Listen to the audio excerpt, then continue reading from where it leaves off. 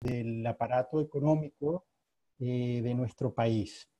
Entonces, yo voy a ir comentando unas ideas que he preparado para ustedes. Su propósito es invitar a la reflexión y a la discusión. Vamos a organizar aquí la pantalla. Y bien.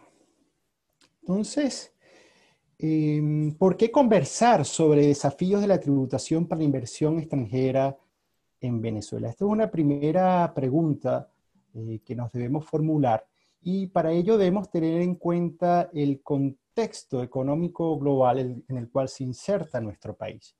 Digamos que tenemos una situación que pudiéramos dividir en dos partes. Una situación pre-COVID, es decir, una situación de la economía mundial antes de la pandemia que se ha suscitado con motivo del coronavirus, y tenemos un escenario que va a ser posterior a esta situación, que eventualmente va a depender del desarrollo de la pandemia y de cómo va evolucionando o cómo los estados van haciendo frente a esta novedosa implicación para la economía. Entonces, lo primero que tenemos que señalar es que teníamos un contexto global antes del COVID-19 complicado, ¿no? La economía global se había visto afectada desde el año 2018, casi 2 años, por el conflicto comercial entre los Estados Unidos y China. Recordemos que cada uno de ellos alegaba la presunta comisión de prácticas de competencia desleal y de aprovechamiento indebido de propiedad intelectual. En virtud de ello y como medidas de retaliación, ambos países establecieron recíprocamente aranceles a las importaciones provenientes del otro. Incluso China llegó a establecer impuestos de exportación con una tasa del 25% sobre el valor de los productos con destino en los Estados Unidos. Los efectos económicos y la incertidumbre que generó esta tensión comercial entre ambos países, repito, entre Estados Unidos y China, se vieron reflejados en los mercados financieros de todo el mundo, ¿no? Hubo en primer lugar una disminución de los precios de materias primas, de commodities. En segundo lugar, también una ralentización del crecimiento económico de algunos países.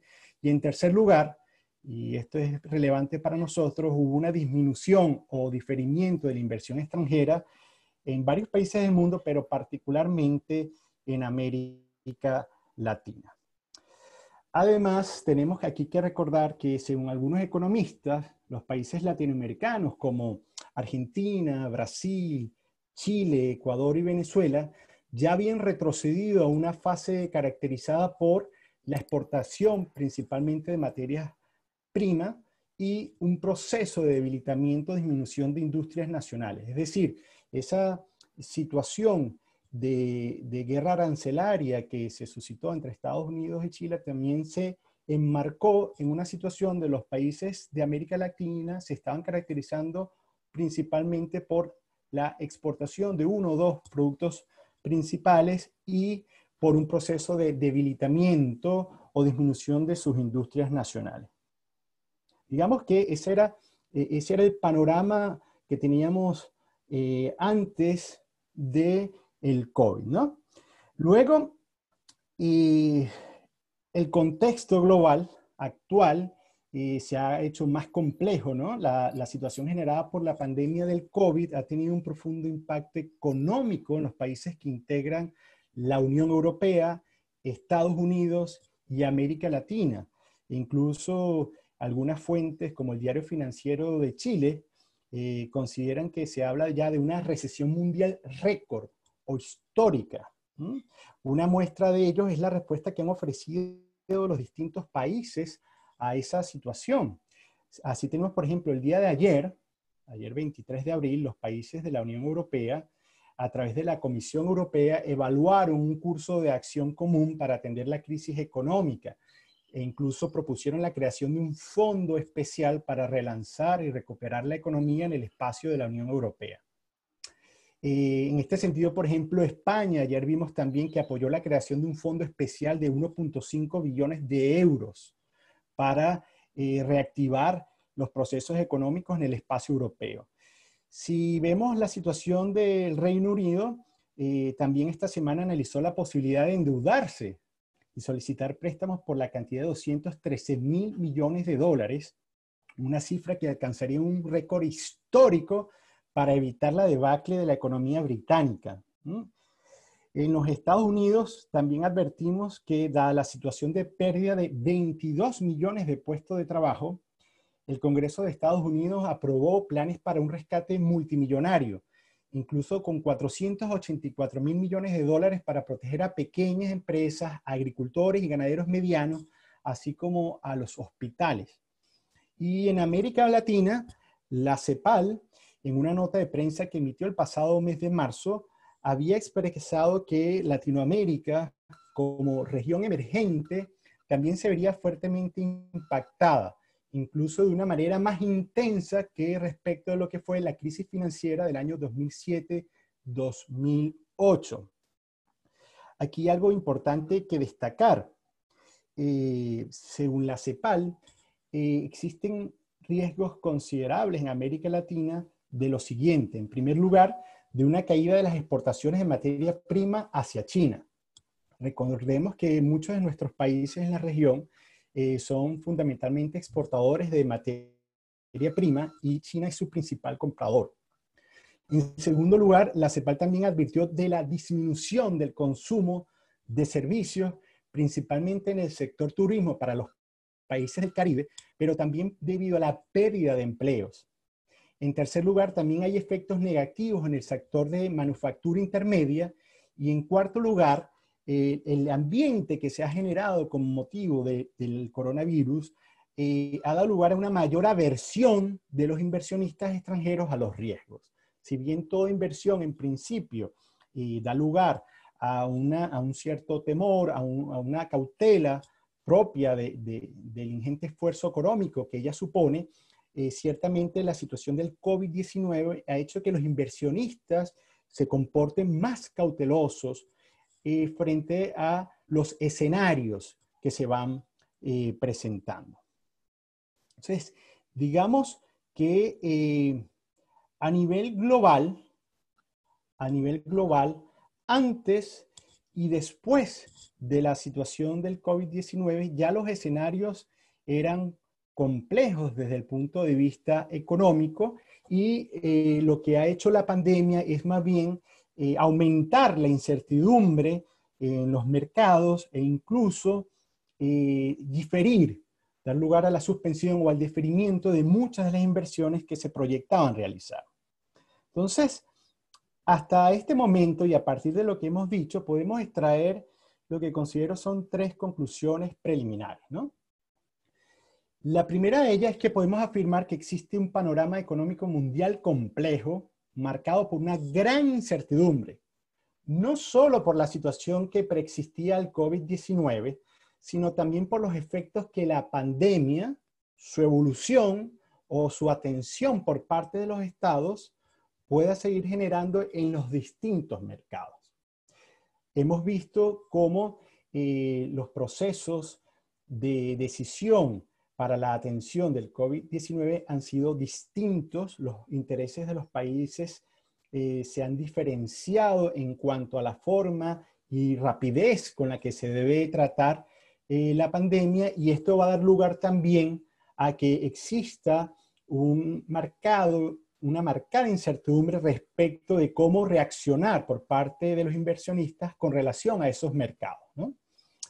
Una segunda conclusión preliminar que debemos hacer aquí es que también podemos afirmar o se puede sostener que los excedentes de capitales, que en principio podrían ser objeto de exportación para su inversión en otros países, tratarán de ser atraídos por los propios estados, que tradicionalmente son exportadores de capital, a través de incentivos fiscales y otras medidas de estímulo para la reactivación de las economías internas de sus países.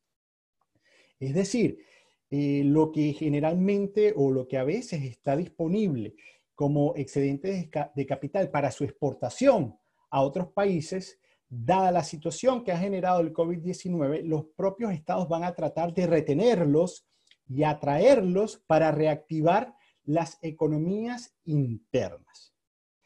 Esto tiene una tercera implicación, que es la que les quiero comentar, que va a dar lugar a que los países tengan que competir sanamente con estrategias claras y adecuadas, incluso con creatividad para poder retener y atraer la inversión extranjera. Por otra parte, también es posible que los capitales que ya están invertidos y sus rendimientos puedan enfrentarse a nuevas medidas fiscales de carácter tributario o a mayor presión tributaria, dada la pretensión que tendrán algunos estados de destinar mayores recursos para la atención de la crisis económica y de salud pública. Hemos visto cómo, por ejemplo, países como España han tenido que aprobar medidas cuantiosas para tratar de salvar a medianas y a pequeñas empresas. Igualmente ha ocurrido en Chile, donde se habla de una importante agenda social para reactivar el sistema económico, y eso va a implicar el desvío de fondos o de inversiones de sectores tradicionales a otros que en principio no habían estado previstos. Y en tercer lugar, y sin perjuicio de otras implicaciones que pudiéramos examinar, a nivel interno de los países, la reactivación de la economía o la solución de las crisis se deben abordar o solucionar con la coparticipación del sector privado y del sector público.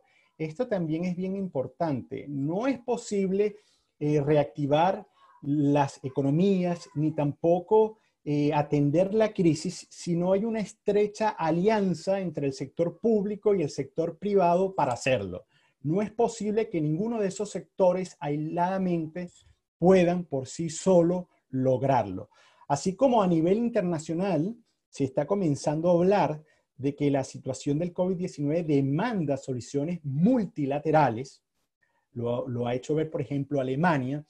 A nivel nacional de cada estado, particularmente en el caso de Venezuela, se requiere crear condiciones para que florezca la iniciativa y el emprendimiento económico del sector privado, impulsando la inversión, incluso extranjera, que se pueda traer, todo ello promovido y respaldado con la confianza y la estabilidad que pueda brindar la institucionalidad jurídica del Estado.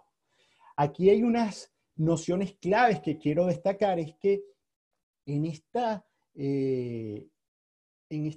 esfuerzo que demanda superar la crisis que ha dado lugar el COVID-19, hay que crear confianza, hay que generar estabilidad institucional, jurídica por parte del Estado, para que entonces, estando las reglas claras del juego y aunado a beneficios e incentivos fiscales, los particulares, el sector privado, con la tutela y protección del Estado, puedan tomar, emprender iniciativas dirigidas a reactivar el aparato económico.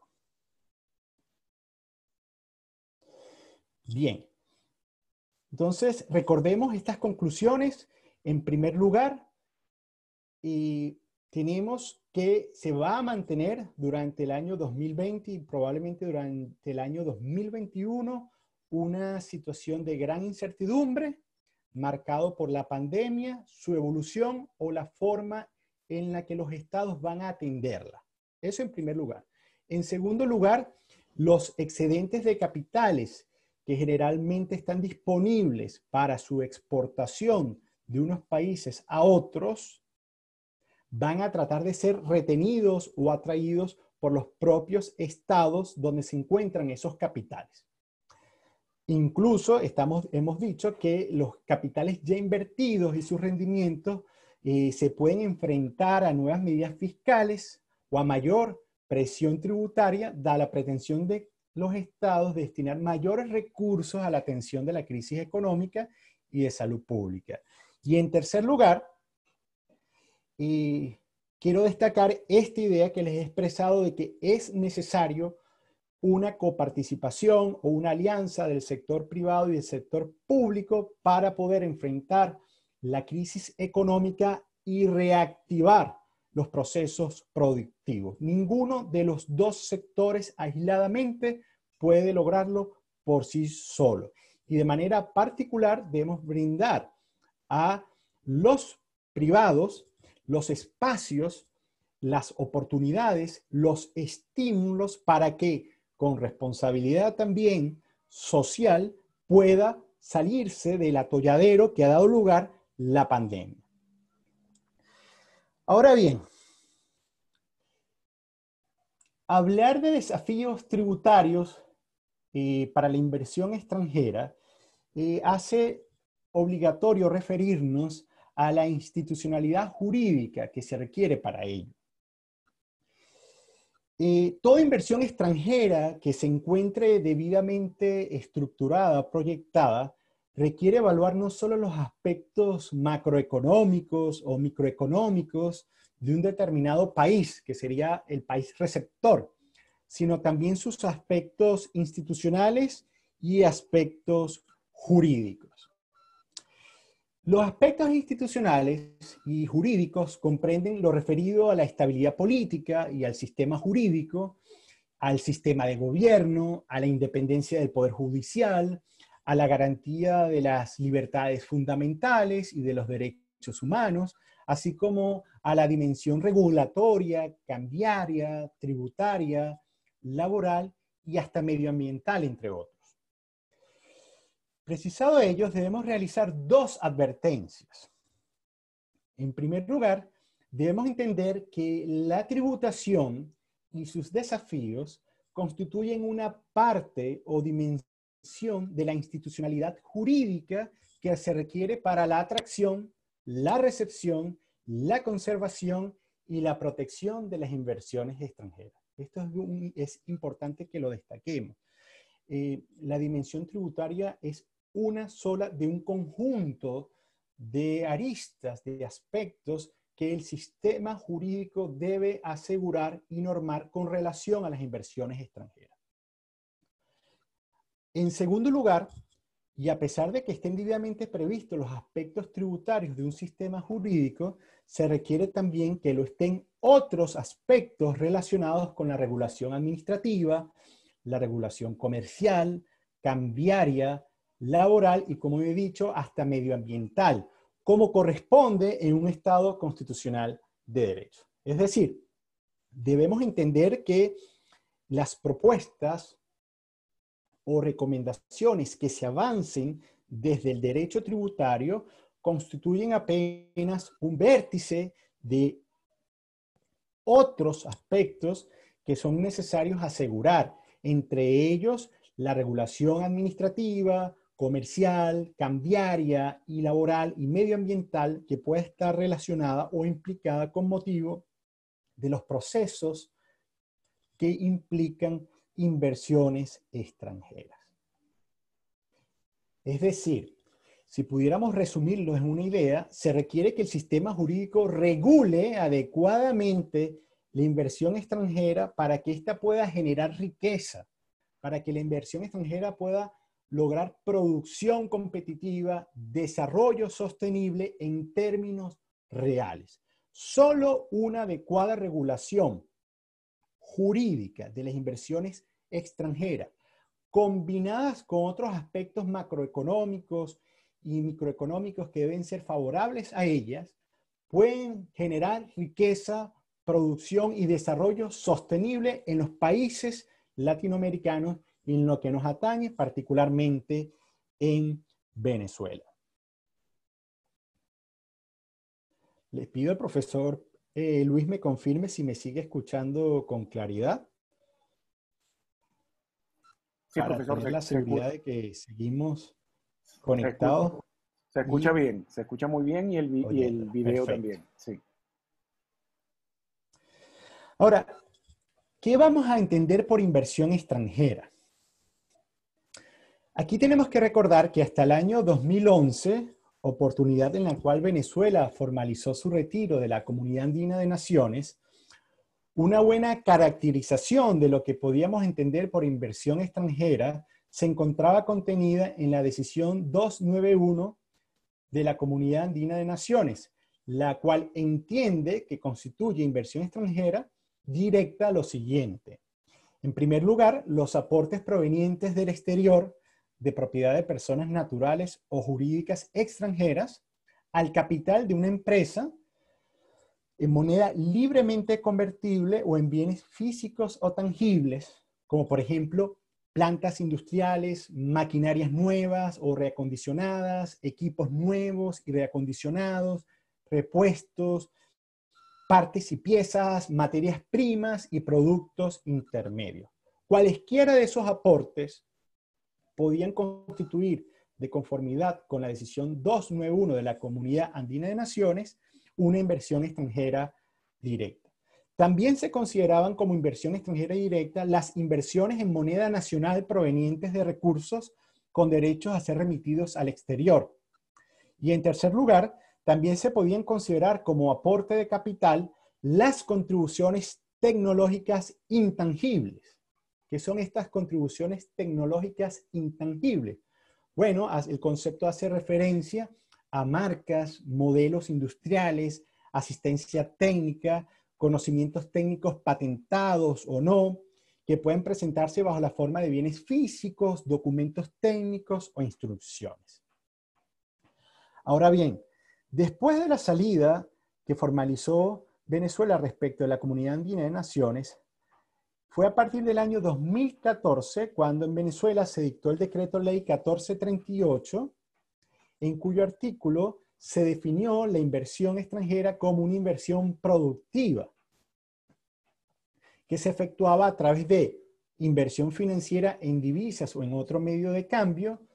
2, bienes de capital físicos o tangibles. 3, bienes inmateriales o intangibles constituidas por marcas, patentes, modelos o diseños, siempre que se transfiera la propiedad. Y en cuarto lugar, la reinversión de toda parte de las utilidades o dividendos no distribuidos que se originen con motivo de una inversión extranjera directa. De alguna manera, en líneas similares, el decreto ley de inversión extranjera de Venezuela actual regula en términos similares lo que debe entenderse por inversión extranjera directa. Ahora, en todo caso, debe advertirse que según la regulación que tenemos actualmente, la inversión extranjera directa se encuentra sometida a un registro especial. Es decir, requiere que se cumplan una serie de procedimientos y acreditaciones ante un organismo competente y que se registre como inversión extranjera directa. Entonces, hasta ahora, ¿qué hemos hecho? Hasta ahora hemos descrito cuál ha sido, digamos, el contexto global en el cual se marca nuestro país antes de la situación COVID-2019 que se ha presentado y también lo que espera, por lo menos durante este año y el próximo, la situación que ha dado lugar a la pandemia. Eso por una parte.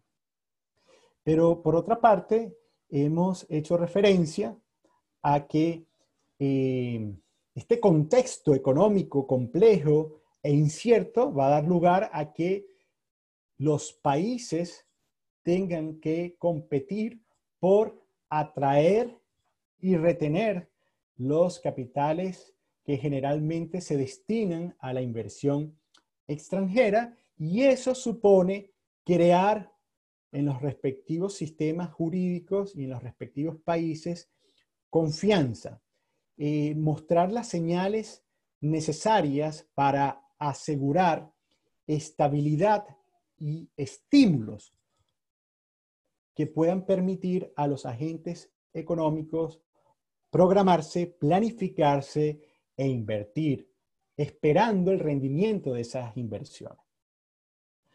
Y también, bueno, hemos hecho referencia también al concepto de inversión extranjera, teniendo en cuenta que actualmente Venezuela tiene una regulación que se dictó a partir del 2014.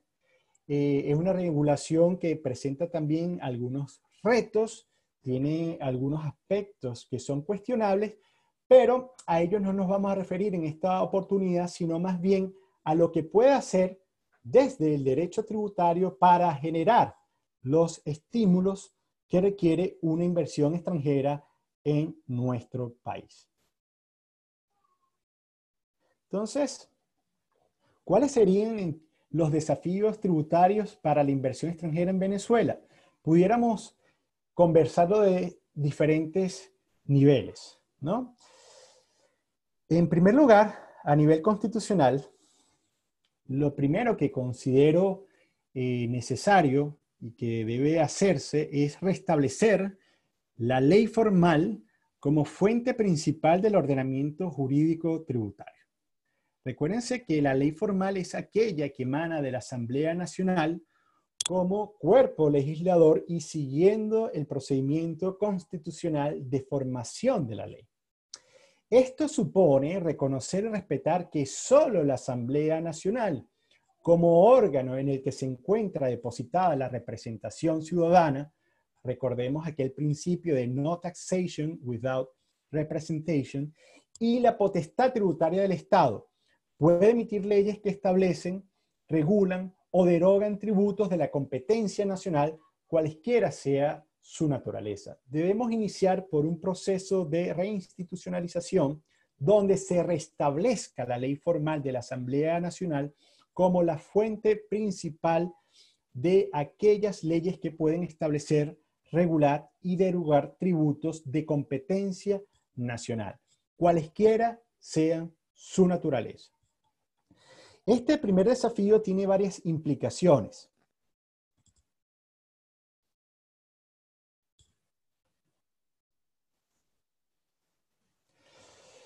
En mi opinión, debe reformarse la Constitución de la República parcialmente para excluir la posibilidad de que a través de leyes habilitantes y decretos leyes se puedan establecer, modificar o suprimir tributos o regular elementos esenciales de los tributos por parte del Ejecutivo Nacional. Recordemos que en nuestro país, instrumentos normativos relevantes como lo han sido el Código Orgánico Tributario del año 2001, del año 2014 y del año 2020, así como la Ley de Impuestos sobre la Renta y la Ley del Impuesto al Valor Agregado, han sido modificados en varias ocasiones a través de decretos leyes dictados por el Ejecutivo Nacional. Lo anterior, que es una propuesta, es una garantía jurídica fundamental para ofrecer seguridad jurídica al inversionista extranjero como contribuyente y a la propiedad que representa su país en el país receptor. En segundo lugar, se requiere también que el ejercicio de la potestad reglamentaria por parte del Ejecutivo Nacional respecto de las leyes tributarias se limite estrictamente a aspectos técnicos para la mejor instrumentación y aplicación de aquella. De esa manera, se pretende evitar que a través de reglamentos el Ejecutivo Nacional pueda extender hechos imponibles a situaciones que no fueron previstas por el Congreso o extender bases imponibles o afectar otros elementos inherentes a los diferentes tipos de tributo.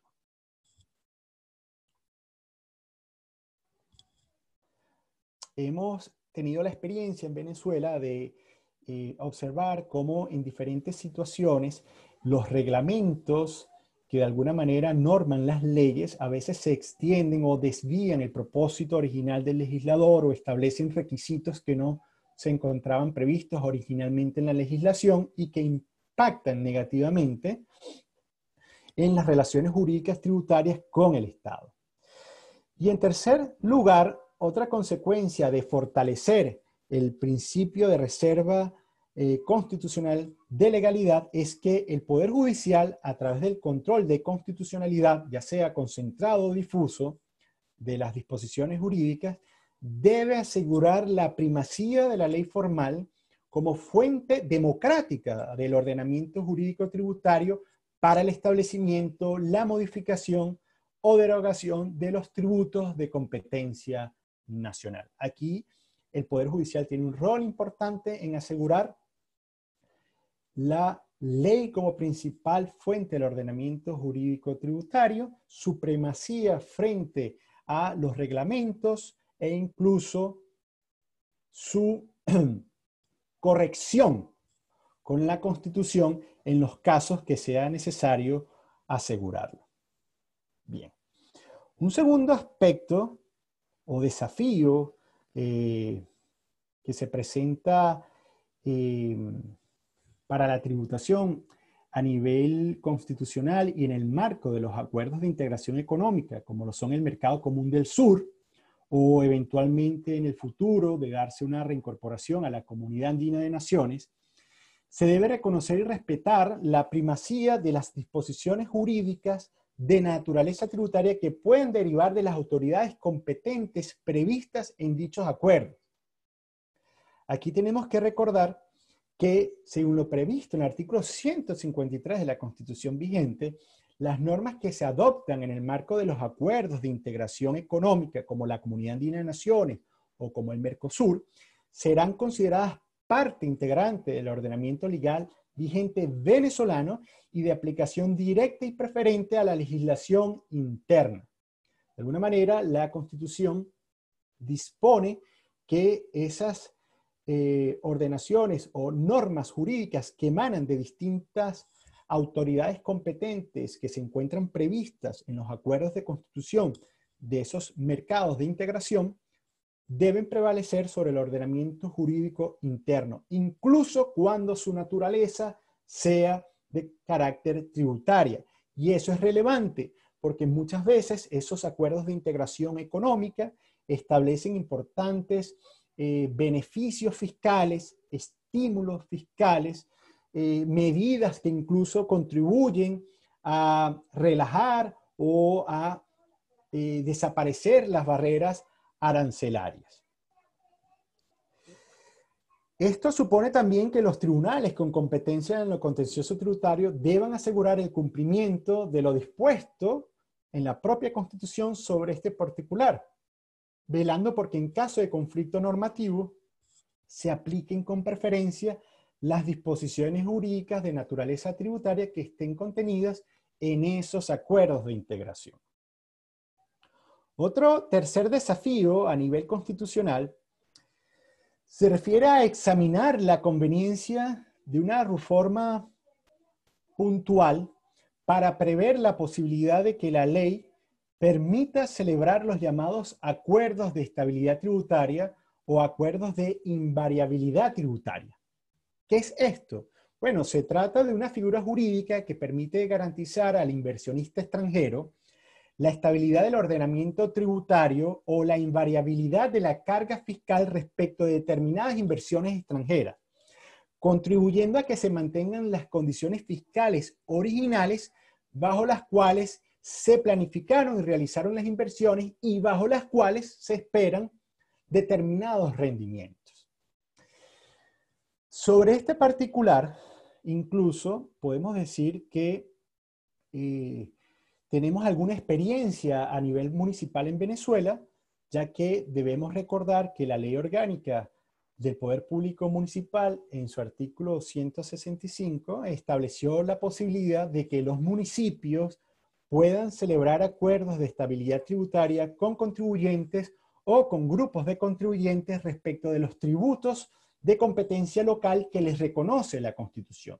De alguna manera, lo que estamos proponiendo es que a partir de esta experiencia que se tiene en el ámbito local y también en el derecho comparado, hacer una reforma puntual en la Constitución para prever la posibilidad de que existan los llamados acuerdos de estabilidad tributaria o acuerdos de invariabilidad tributaria.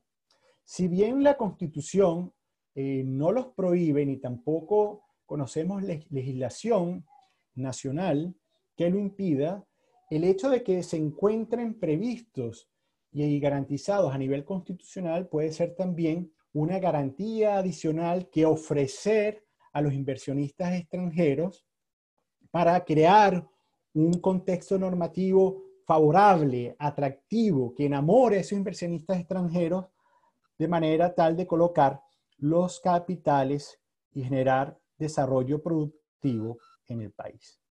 Pero así como hay unos desafíos a nivel constitucional, también hay unos desafíos a nivel legal. El primero de ellos con relación al Código Orgánico Tributario.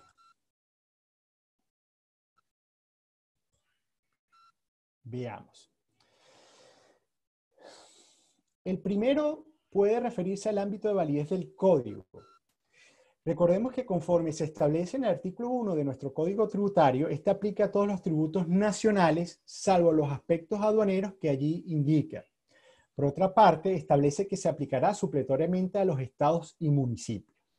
Entonces, la regla general es que nuestro Código Tributario se aplica a todos los tributos nacionales, salvo los aduaneros en algunos aspectos y de manera subsidiaria o supletoria respecto de los estados y de los municipios.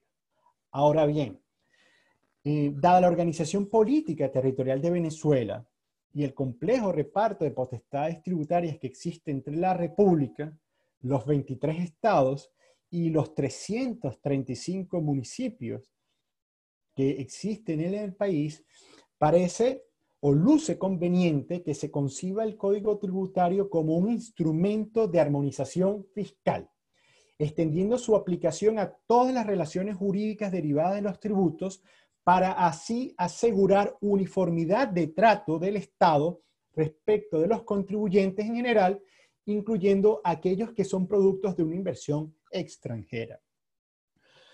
Uno de los aspectos que debe evaluar el inversionista cuando va a acercar o ingresar capitales o aportes de capital a Venezuela es la compleja distribución de potestades tributarias que existe en nuestro país, dada su forma, por lo menos federal, y eventualmente las distintas potestades tributarias a las que se enfrenten.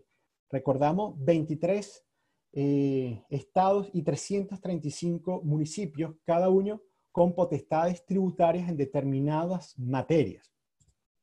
Ahora bien, más allá del reconocimiento de esas potestades tributarias, en la medida en que los procedimientos administrativos y judiciales, el régimen sancionatorio o el régimen de la obligación tributaria sea uniforme por encontrarse contenido y reglamentado en un único instrumento que pasaría a ser el Código Orgánico Tributario, eso se traduce en una claridad del ordenamiento jurídico y en una seguridad para el inversionista. Ahora, junto con extender el ámbito de validez del Código Tributario a los tributos estatales y municipales, también hay que restablecer la función garantista de nuestro Código Tributario. Recordemos que el Código ha sido criticado o cuestionado y se ha propuesto la revisión y su modificación para ajustar, balancear o equilibrar adecuadamente, como corresponde a un Estado de Derecho, los intereses que generalmente entran en tensión con motivo de la relación jurídica tributaria. Esto es, por una parte, la necesidad de proteger los derechos fundamentales de los contribuyentes y, por la otra, el ejercicio de las potestades administrativas y el interés de la legítima recaudación. Esos aspectos entran en tensión en la relación jurídica tributaria y de alguna manera la función del código es balancear y asegurar los ámbitos propios de cada una de esas zonas de interés.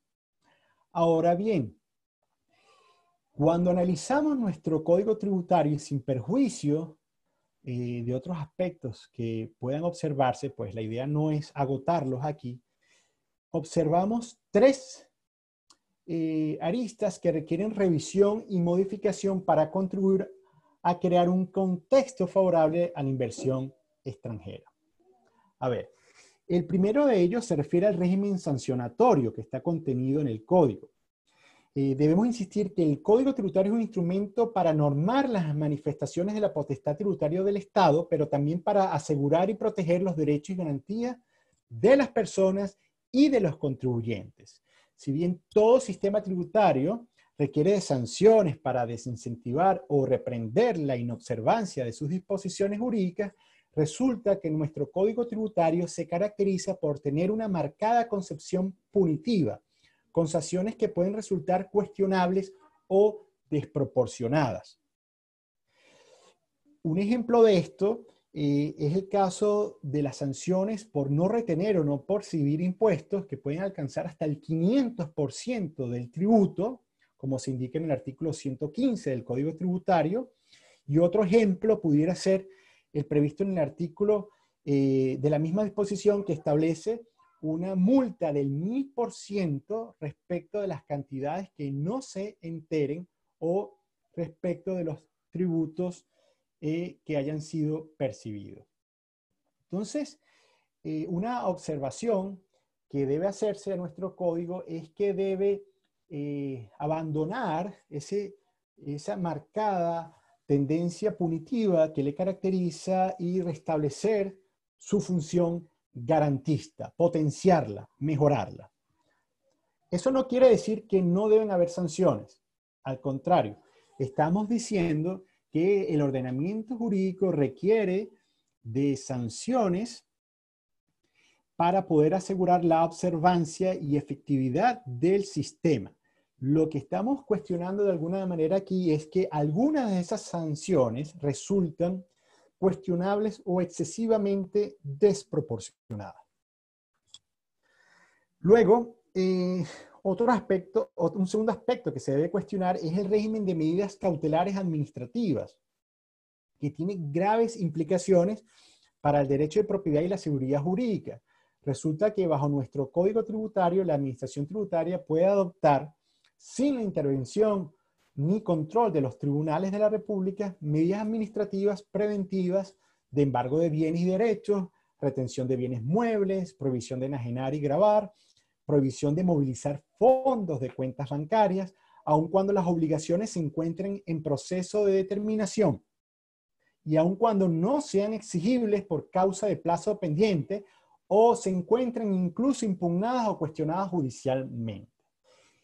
En las jornadas nacionales de derecho tributario hemos cuestionado de alguna manera la posibilidad de que la administración tributaria, sin la intervención ni el control del Poder Judicial, pueda dictar medidas cautelares administrativas que traben los derechos o el patrimonio de los contribuyentes o incluso de los inversionistas extranjeros. También debe ser modificado el código en lo referido al procedimiento de cobro ejecutivo administrativo. Otro de los aspectos que evidencia ese desbalance que existe entre la garantía de los derechos constitucionales de los contribuyentes o de los inversionistas y las facultades o potestades de la administración tributaria es que en nuestro país la administración tributaria puede iniciar, sustanciar y decidir procedimientos de cobro ejecutivo por deudas de naturaleza tributaria, lo que puede implicar el embargo, el avalúo y el remate de esos bienes y su adjudicación, cuando lo correcto en un Estado de Derecho es que ello corresponde a los tribunales de la República después de la tramitación del debido proceso judicial. Entonces, hasta este momento hemos analizado algunos desafíos tributarios que se presentan a nivel legal con relación a nuestro Código Orgánico Tributario. No son los únicos, son algunos que hemos considerado de interés destacar de cara a crear un ambiente atractivo a las inversiones extranjeras. Ahora bien, también a nivel legal hay que hacer, digamos, referencia a algunos aspectos en la Ley de Impuestos sobre la Renta y en la Ley de Impuesto al Valor Agregado. Respecto de la primera, son diversos los aspectos de nuestra legislación en materia impositiva a las rentas que requieren una revisión o ajustes para adecuar la realidad de nuestra tributación a las tendencias internacionales. A continuación voy a mencionar algunas de ellas que pueden afectar las inversiones extranjeras en el país. Primero, tenemos que hacer una revisión de la situación actual de la red de tratados que tenemos para evitar la doble tributación y que ha celebrado Venezuela. Hasta este momento el país tiene 32 tratados o 31 tratados celebrados y en vigencia. No obstante, no disponemos de tratados de doble tributación con estados que pudieran constituir socios naturales y cercanos de nuestras relaciones comerciales, como lo son Colombia, Ecuador, Perú, Chile o Argentina, lo cual es posible que obedezca a que no habían sido considerados tradicionalmente como países exportadores de capital, o bien porque algunos de ellos forman parte de la Comunidad Andina de Naciones, respecto de la cual también existe un régimen común. Ahora, más allá de hecho, tampoco tenemos tratados de doble tributación con países que pueden estar interesados en la inversión extranjera en Venezuela, como lo son la India, Japón o Israel. Esto se ha discutido en distintas jornadas de la Asociación Venezolana de Derecho Tributario. Hace falta escudriñar qué otros países o estados con los cuales se tienen importantes relaciones comerciales y de inversión exigen que se adopten tratados de doble tributación.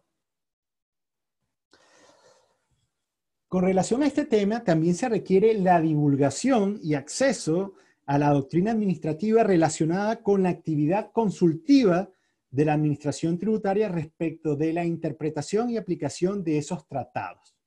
Es decir, es necesario que la administración tributaria divulgue las opiniones o criterios que emite con motivo de la interpretación y aplicación de los tratados de doble tributación.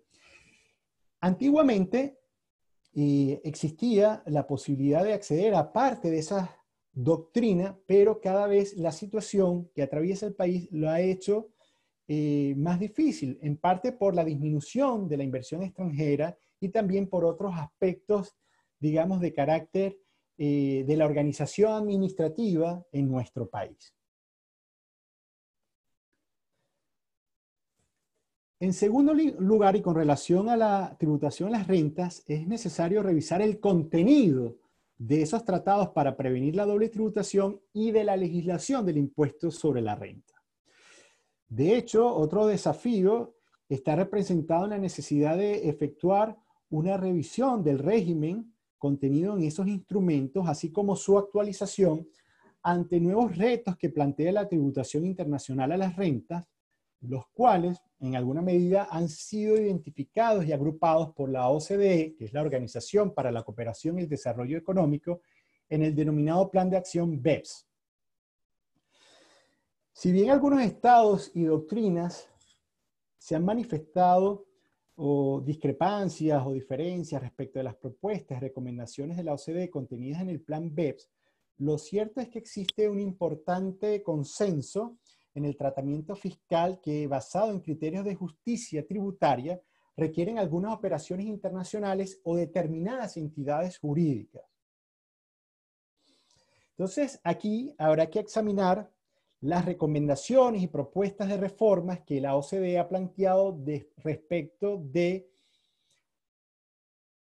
el régimen de transparencia fiscal internacional, lo que se llaman las CFC Rules, la deducción de intereses y otros pagos financieros, el combate de prácticas fiscales agresivas y perniciosas, el uso abusivo de convenios fiscales, la elusión artificiosa de la figura del establecimiento permanente, los mecanismos para asegurar el resultado de los métodos de precio de transferencia, los aspectos relacionados con la subcapitalización, el régimen de intercambio de información entre los estados contenidos en esos tratados, así como la necesidad de desarrollar un instrumento multilateral para enfrentar estos desafíos, entre otros. Si bien algunos autores han considerado que estos aspectos pueden incidir de alguna manera en la inversión extranjera, el hecho de que estén estudiados, analizados, evaluados y eventualmente incorporados en nuestra legislación puede ofrecer mayor claridad a los inversionistas extranjeros en cuanto a las reglas que tienen que someterse respecto a la tributación de las rentas. Otros aspectos que menciono, y no me voy a extender a ellos por razones de tiempo, pero que son de imperiosa revisión en nuestro sistema de impuestos sobre la renta, son los referidos al restablecimiento del sistema de ajuste por inflación, Recordemos que nuestra imposición respeta el principio de capacidad contributiva y uno de los instrumentos jurídicos para asegurarlo es que se reconozcan a los contribuyentes las pérdidas derivadas de la aplicación del sistema de ajuste por inflación. También es necesario que nuestro sistema reconozca las pérdidas cambiarias y su deducibilidad o la aplicación del régimen de rebajas por nuevas inversiones.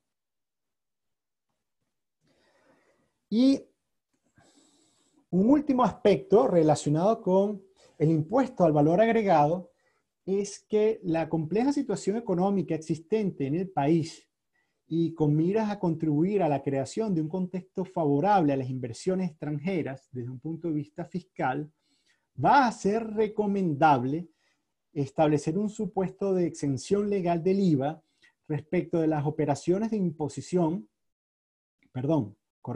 respecto de las operaciones de importación definitiva de bienes de capital, sean maquinarias, equipos, vehículos, repuestos, materia prima, que se requieran para los proyectos industriales, de infraestructura, comerciales o de servicios que sean consecuencia de la inversión extranjera, aún incluso si tales proyectos se ejecutan en diferentes etapas.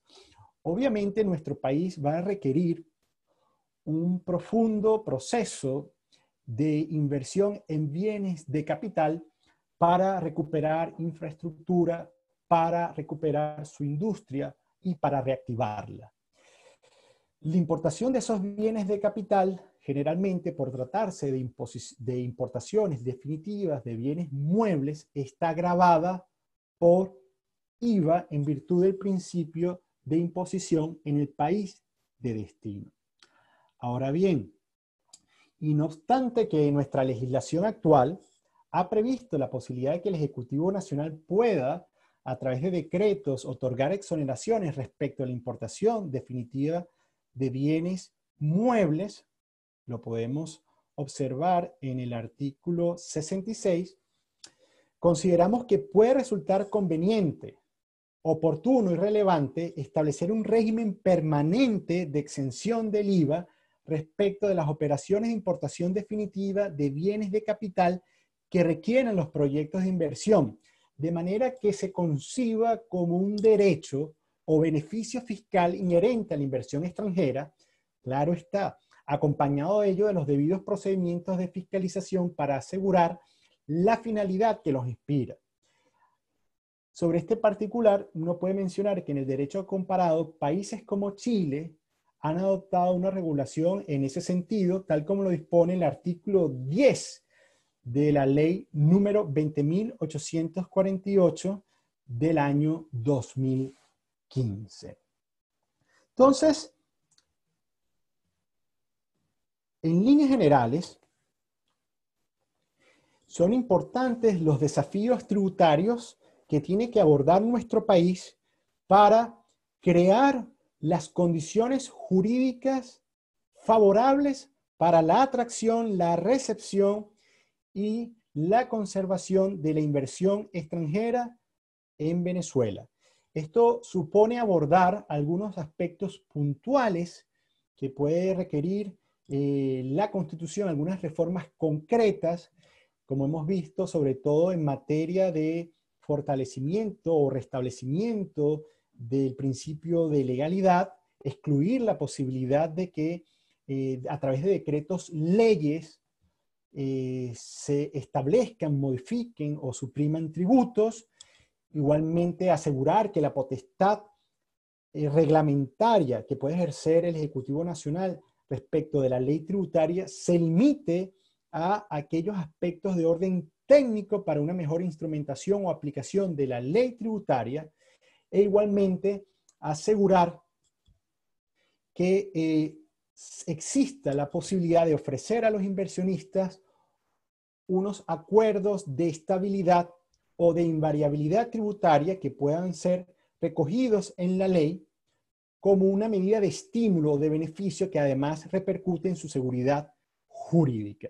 Y también hemos visto que a nivel del Código Orgánico Tributario, a nivel de la Ley de Impuestos sobre la Renta y a la Ley del IVA también se pueden hacer algunos ajustes para crear este ambiente propicio desde el punto de vista del derecho tributario. Y con esto yo concluyo mi exposición y bueno, cedo la palabra al profesor Luis Pompilio para que pueda moderar los comentarios o preguntas que a bien considere. Sí. Gracias, profesor, por tan interesante ponencia. Invitamos a los Ya va que participantes no a los formular escucho. ¿Sí? ¿Me escucha, profesor? No los puedo escuchar. Vamos a ver si... Sí, y los participantes escuchan.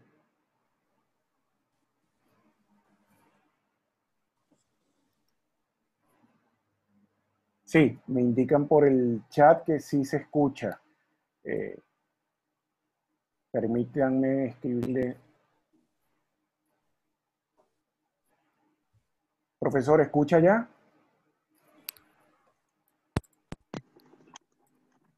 Yo no los puedo escuchar en este momento. Algo pasó con el audio cuando hicimos el cambio. Pareciera que algo se desconfiguró. Vamos a ver.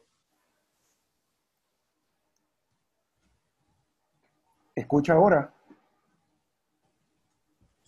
Profesor.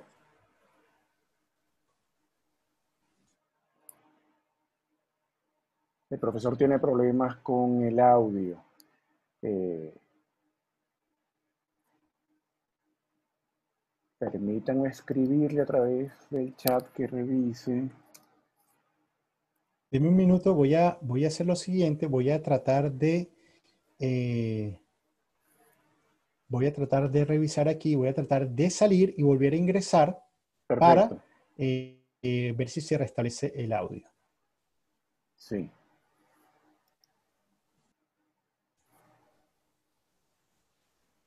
Vamos a esperar que el profesor Tobías reingrese entonces a la sala. Eh, Mientras hacemos espera del Un profesor, minuto. sí, les comento lo siguiente, visto que al inicio de la sesión no pudimos hacer la presentación. El profesor Rafael Tobías es abogado summa cum laude, egresado en el año 2003 de la Universidad Católica Andrés Bello. Es especialista en Derecho Tributario, egresado con mención honorífica de la Universidad Central de Venezuela en el año 2009. Desde el año 2005 ha sido profesor de la Cátedra de Introducción al Estudio del Derecho de la Escuela de Derecho de Caracas de la Universidad Católica Andrés Bello. Ha sido también profesor de Derecho Tributario y Tópicos de Derecho Tributario de la Universidad Monte Ávila en Caracas. Es investigador invitado del Instituto de Investigaciones Jurídicas de la UCAP, miembro del número de la Asociación Venezolana de Derecho Tributario y miembro del Comité de Derecho Procesal Tributario de esa asociación. Eh, Los invito también a seguirnos en las redes sociales de la universidad para que se mantengan informados de los próximos eventos organizados en el marco de la iniciativa UCAP al aire. Nuestras cuentas en Twitter e Instagram son @en la UCAP, @posgrado UCAP y @UCAP virtual. Esta última dirección, @UCAP virtual, es la cuenta de nuestro centro de estudios en línea, donde se hace difusión de las diferentes actividades organizadas y también de la oferta de formación en línea que tiene la universidad. Actualmente, en el marco también de esta situación, el Centro de Estudios en Línea está ofreciendo cursos completamente gratuitos. Los pueden ubicar en la página del Centro de Estudios en Línea.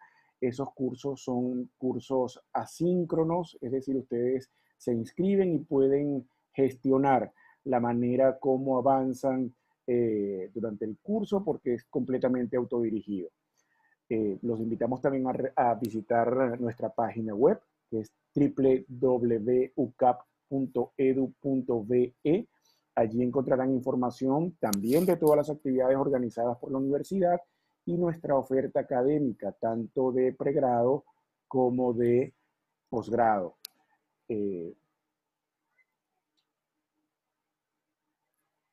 El profesor Tobías se está conectando. A ver.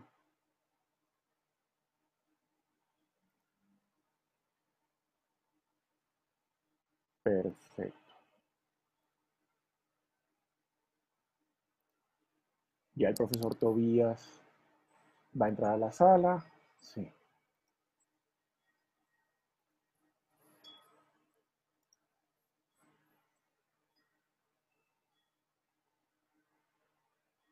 En segundos debe aparecer ya la imagen y el audio del profesor Tobías.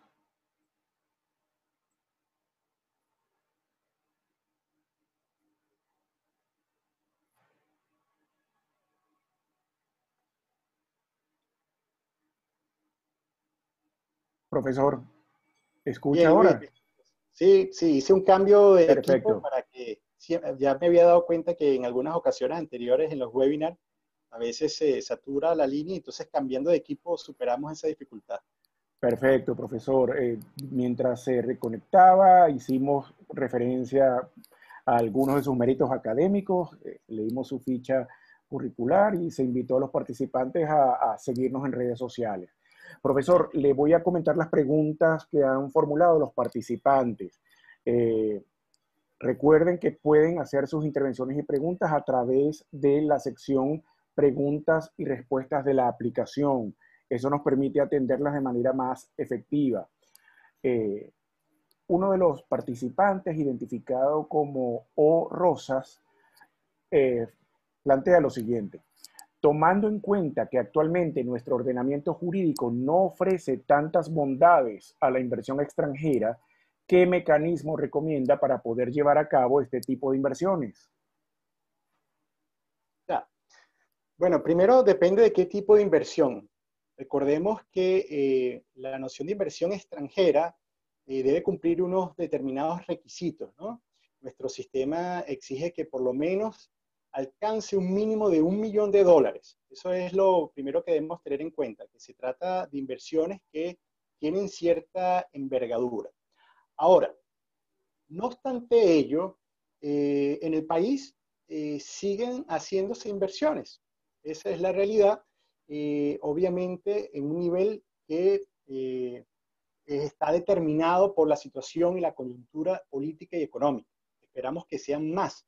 Pero a pesar de que nuestro ordenamiento jurídico tiene, digamos, aspectos que se pueden mejorar, lo importante es que, no obstante eso, todavía hay espacios para la inversión extranjera, hay espacios para su protección.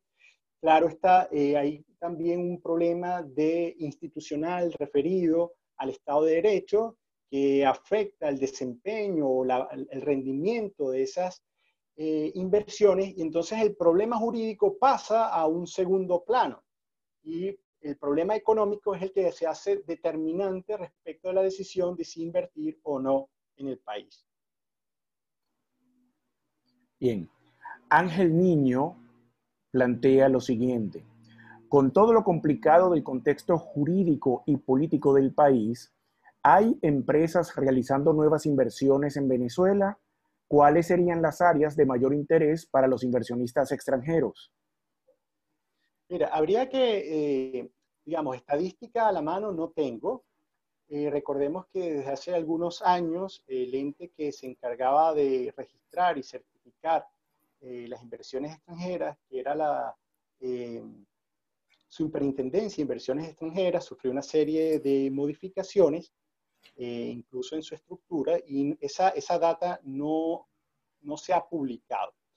Ahora, el país, de lo que uno puede de alguna manera extraer a partir de los eventos de las distintas cámaras de comercio, a partir de determinados especialistas, digamos, todavía ofrece oportunidades en el mundo del petróleo, en el mundo de la petroquímica, en el mundo de la generación de energías, en el mundo de la metalúrgica y de la extracción de algunos minerales. También tenemos que tener en cuenta el contexto, repito, tenemos también un contexto económico y político complejo, también existen algunas limitaciones o restricciones derivadas de sanciones que ha recibido el país, que hacen que el analizar la posibilidad de invertir en Venezuela sea complejo, pero no imposible.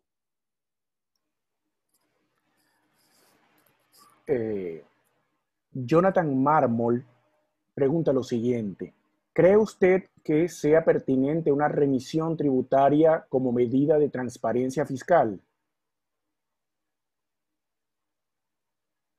No sé si como medida de transparencia fiscal, pero sí como una medida para simplificar la importante carga que tiene la administración tributaria respecto de deudas o obligaciones antiguas o que están impugnadas y que debido al proceso inflacionario, pues prácticamente han quedado erosionadas en su magnitud económica. Recordemos que en Venezuela rige el principio de indisponibilidad de la obligación tributaria. En principio, la administración tributaria no está habilitada legalmente para declarar unilateralmente extinguidas las obligaciones, salvo determinados supuestos que la ley permite.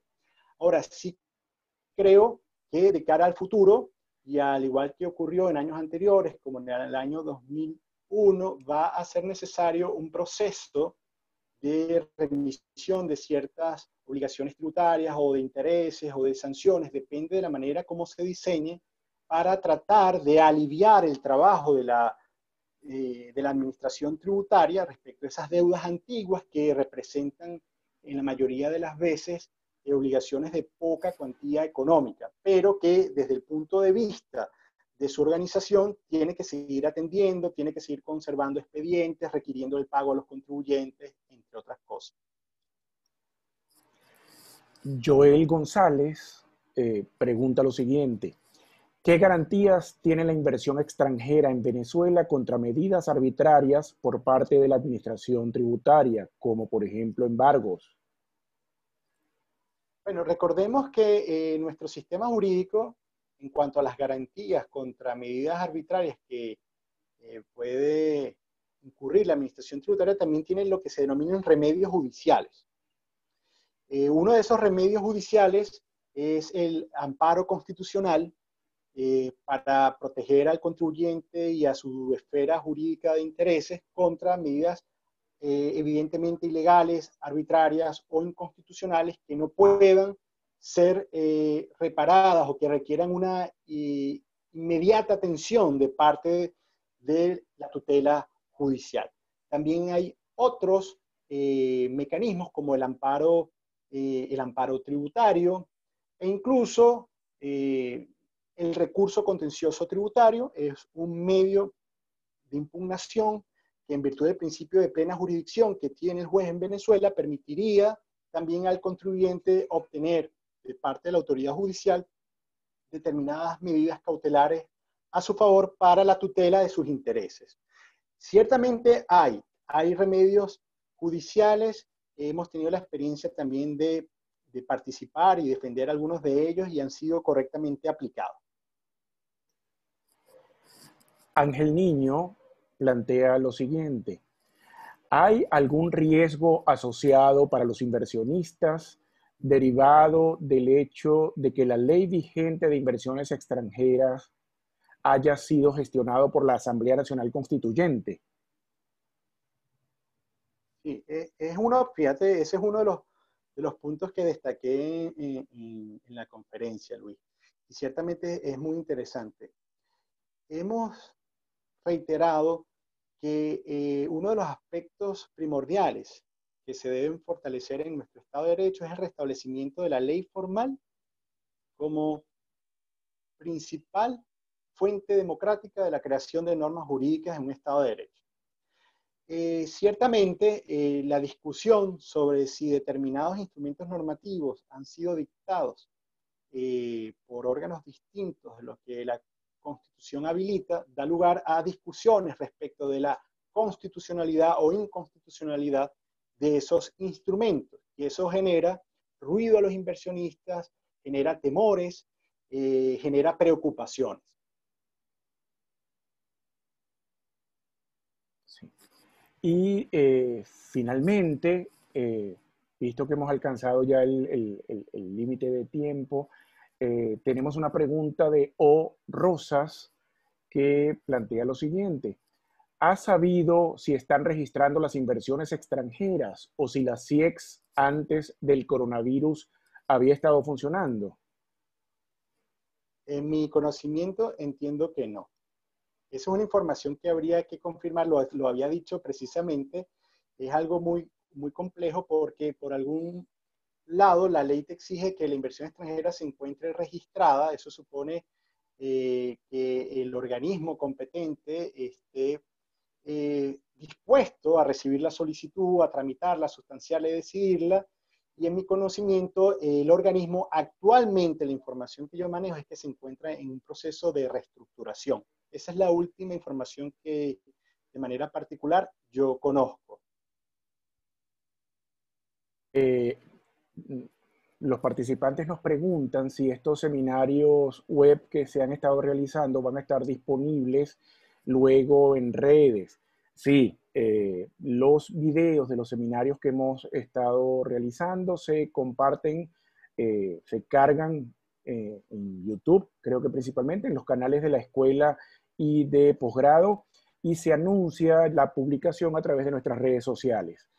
Eh, Profesor Tobías, muchas gracias en nombre de la Facultad de Derecho, de las escuelas de Caracas y de Guayana, de la Dirección de Posgrado y especialmente del programa de especialización en Derecho Financiero.